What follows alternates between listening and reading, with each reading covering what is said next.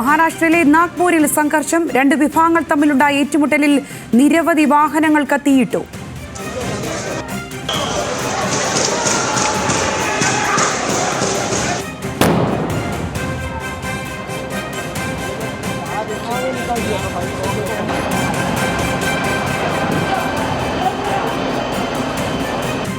കൂടുതൽ വിവരങ്ങളുമായി നാഷണൽ ഡെസ്കിൽ നിന്നും ലക്ഷ്മി ബാലചന്ദ്രൻ ചേരുന്നുണ്ട്. ലക്ഷ്മി, എന്താണ് അവിടെ സംഭവിച്ചത്? നിലവിലത്തെ സാഹചര്യം എന്താണ്?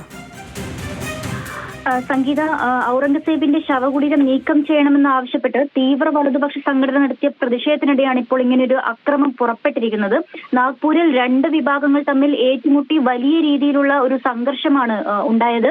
ഏറ്റുമുട്ടൽ നാഗ്പൂരിലെ മഹൽ മേഖലയിലാണ്. നിരവധി പേർക്ക് ഇതിൽ പരിക്കേറ്റിട്ടുണ്ട്. അക്രമികൾ വാഹനങ്ങൾ കത്തിക്കുകയും നിരവധി വീടുകൾക്ക് കല്ലെറിയുകയും ചെയ്തിട്ടുണ്ട്.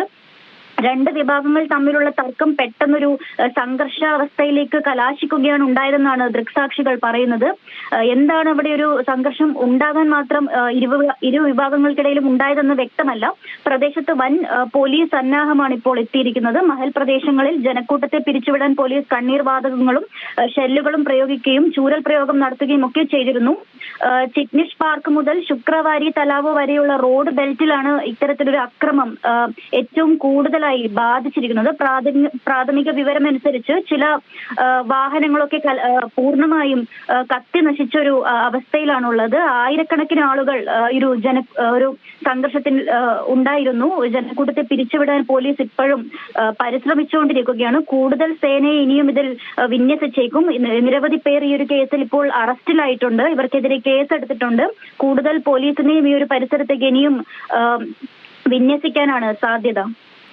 ശരി ലക്ഷ്മി, നാഗ്പൂരിലാണ് സംഘർഷം ഉണ്ടായിരിക്കുന്നത്. ലക്ഷ്മി ബാലചന്ദ്രനാണ് വിശദാംശങ്ങൾ പങ്കുവച്ചത്.